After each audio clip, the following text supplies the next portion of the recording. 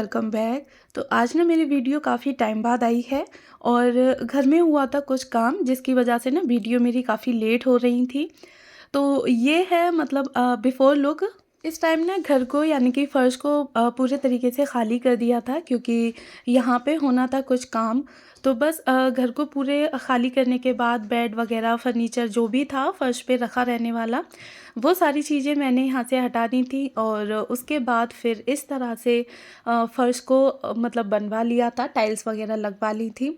तो बताइएगा ज़रूर आप लोग कमेंट बॉक्स में कि कैसा लग रहा है अब। ये हो गया था हमारे रूम का यानी कि घर का आफ्टर लुक।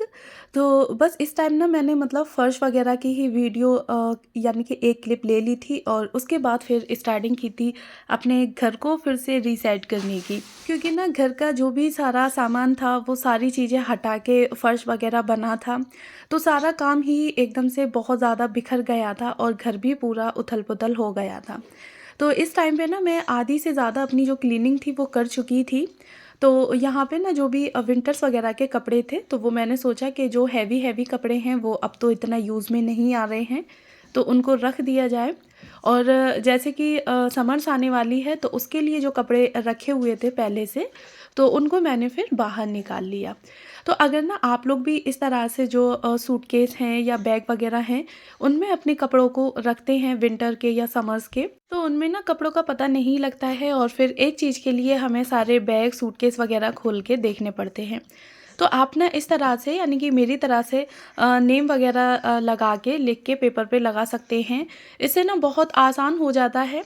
तो जो भी कपड़े रखे हुए हैं और जिस पर्सन के कपड़े रखे हुए हैं तो बस उसका नाम लिख दें, और समर्स के हैं तो समर्स लिख दें, विंटर के हैं तो विंटर के लिख दें।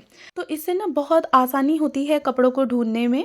तो जिसको मतलब यानी कि जिसके आपको कपड़े निकालने हैं या जो भी कपड़े निकालने हैं समर के, विंटर के, तो बस उन पे इस तरह से नीवलिंग कर दें और उसके बाद फिर आप आपको जो कपड़े निकालने हैं ना बस आप उसको पढ़ेंगी और तुरंत से वही बैग या सूटकेस वगैरह खोल के उन कपड़ों को निकाल लेंगी। तो इस तरह से ना मैंने अपने जो भी सारे कपड़े वगैरह थे वो सूटकेस में और बैग में अपने सारे सेट कर लिए थे, समर के, विंटर के जितने भी कपड़े थे। क्योंकि ना अभी समर्स भी एकदम पूरे तरीके से नहीं आई है और सर्दी भी पूरे तरीके से नहीं गई है। तो कुछ कपड़े हैं जो रखे हैं मैंने सर्दियों के भी बचा के। तो बस वही सारे बैग, सूटकेस मैंने लगा दिए थे बेड में। तो यहाँ ना मैं आप लोगों को एक बहुत ही आसान सा जुगाड़ बता रही हूँ। तो हम लोग के जो विंटर के कपड़े होते हैं, जैकेट वगैरह है, पजामी है बच्चों की, तो उनमें ना इस तरह से वाइट जो रुएँ होते हैं वो काफ़ी उठ जाते हैं और फिर ना कपड़े अच्छे नहीं लगते हैं बिल्कुल भी पहनने में। तो आप ना इस तरह से कोई भी अपना कॉम्ब ले सकते हैं और बस आपको इस तरह से यानी कि जैसे हम लोग ब्रुश करते हैं ना कपड़ों पे, बस उसी तरह से करते जाना है और आप लोग देखेंगे कि जो भी आपका स्वेटर वगैरह है या जैकेट है तो उसके ना रुएँ बहुत अच्छे से निकल जाएंगे। और आप लोग खुद ही फ़र्क देख सकते हैं कि मैंने आप लोग के सामने ही ट्राई किया है कॉम्ब से, और एक साइड में और दूसरी साइड में कितना फ़र्क है। उसके बाद ना फिर कपड़े वगैरह सारे जो थे वो रखने के बाद अच्छे से सेट करने के बाद यहाँ फिर मैं अपने जो भी आर्टिफिशियल फ्लावर वगैरह हैं, लीफ प्लांट्स हैं, तो उनको ना मैं वॉश करने के लिए आ गई थी। तो अगर आप लोग ना अपने जो डेकोर प्लांट्स वगैरह होते हैं, आर्टिफिशियल फ्लावर होते हैं, उनको आपने क्लीन करना है तो आप ना पानी में डिटर्जेंट पाउडर की जगह इस तरह से कोई भी शैम्पू आप यूज़ कर सकते हैं। शैम्पू यूज़ करने से ना ये होगा कि आपके जितने भी फ्लावर्स वगैरह हैं आर्टिफिशियल, उनकी ना एक शाइन बरकरार रहती है और एक खुशबू भी आ जाती है। और अगर हम लोग ना इसकी जगह डिटर्जेंट यूज़ करते हैं तो जो भी लीव्स वगैरह होती हैं या फ्लावर्स होते हैं तो उन पे ना एक सफ़ेदी सी डिटर्जेंट की जमा हो जाती है, जो कि ना अच्छी नहीं लगती और उसकी वजह से फ्लावर्स की ना शाइन भी चली जाती है। तो बस थोड़ा सा ही आपका शैम्पू लगेगा और अगर आप लोग शैम्पू ट्राई करेंगे तो ना आपके जो फ्लावर्स वगैरह होते हैं, आर्टिफिशियल लीव्स होती हैं, तो उनकी जो शाइनिंग होती है वो हमेशा ही बरकरार रहने वाली है। तो जब भी मैं अपने जो भी फ्लावर्स वगैरह होते हैं आर्टिफिशियल उन्हें वॉश करती हूँ तो बस इसी तरह से आधे घंटे के लिए भिगो के उन्हें रख देती हूँ और उसके बाद नेक्स्ट पानी में मतलब निकाल लेती हूँ। तो यहाँ मेरे जो फ्लावर्स वगैरह थे वो मैंने अपने डाल दिए थे, भीगने के लिए छोड़ दिए थे। और फिर उसके बाद यहाँ बाहर जो रूम था उसकी मुझे दीवार की डस्टिंग करनी थी। तो बस यहाँ पे फिर मैं ये जो डस्टर है इससे जो भी जाले वगैरह हैं और टाइल्स कट होने की जो भी डस्ट वगैरह जमा हुई थी तो उसको फिर मैंने इससे ना साफ़ कर ली थी। तो ये डस्टर ना मुझे बहुत अच्छा लगता है और इससे ना जो क्लीनिंग होती है वो काफ़ी ना आसान हो जाती है। आप भी ना इस तरह से क्लीनिंग करने के लिए अपने जो छोटे छोटे से टूल्स होते हैं वो रख सकते हैं। इनसे ना आपकी क्लीनिंग भी आसान हो जाएगी और साथ में आपके एफर्ट्स भी कम लगेंगे और आपकी टाइम की बचत भी होगी। दीवार की डस्टिंग करने के बाद फिर यहाँ पे मैंने ना मॉपिंग की थी। तो जो मॉप होता है ना फ़र्श पे मॉपिंग करने वाला, तो उसी से ही मैंने यहाँ पे दीवार की मॉपिंग कर दी थी और काफ़ी अच्छे तरीके से हो गई थी, आप लोग देख ही रहे होंगे। दीवार पे ना मॉपिंग करने के लिए आप लोग कॉलिन का भी यूज़ कर सकते हैं और या फिर आप कोई भी एक स्प्रे बॉटल में पानी भर के उसमें लाइज़ॉल डाल के एक ढक्कन और उसका भी आप अपने मॉप पे स्प्रे कर लें और उसके बाद उस मॉप को आप अपनी दीवार पे अच्छे से लगा लें। तो इससे ना ये होगा कि आपकी जो दीवारों की क्लीनिंग है वो बहुत अच्छे से हो जाएगी, मॉपिंग हो जाएगी आपकी और आपके ना इतने एफ़र्ट्स भी नहीं लगेंगे। और ये ना जो मॉपिंग होता है, सॉरी, ये मॉप जो होता है तो इससे ना इसका हैंडल काफ़ी बड़ा होता है और बहुत ही आसानी से ऊंचाई तक चला जाता है। तो मैंने ना यहाँ पे बिल्कुल भी कोई भी चेयर वगैरह यूज़ नहीं की थी और आसानी से अपने पूरे घर की जितनी भी दीवारें थी तो उस पे ना मैंने मॉपिंग कर ली थी।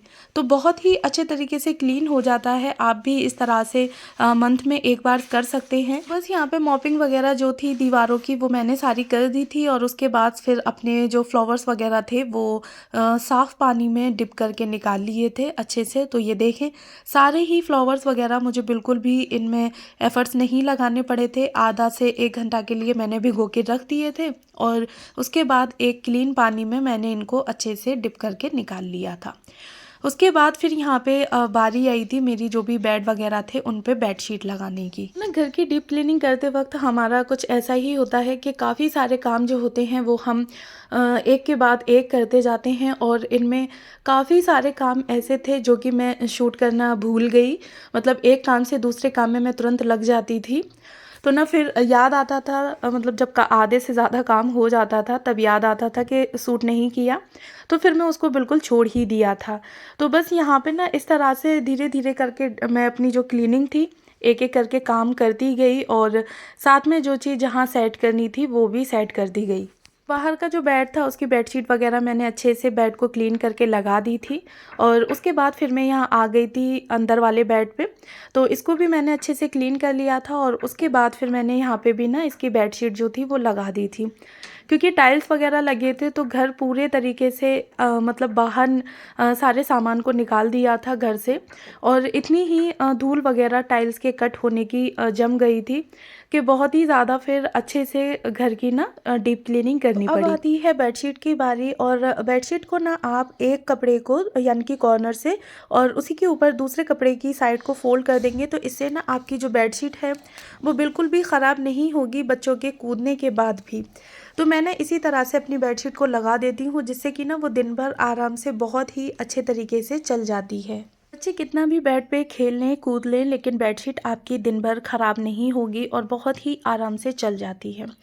तो इसके बाद ना जो भी मेरा काम था यानी कि बेडशीट वगैरह लगाने का तो वो सारा ही मैंने अपना पूरे तरीके से कंप्लीट कर लिया था और ये एक मैंने छोटा सा सिटिंग अरेंजमेंट भी कर लिया था यानी कि एक DIY सोफ़ा बना लिया है बेड के साइड से ही। तो घर में ना हम लोग जितनी ही डीप क्लीनिंग करें या घर को जितना साफ़ करने की कोशिश करें वो हमारा कम ही होता है।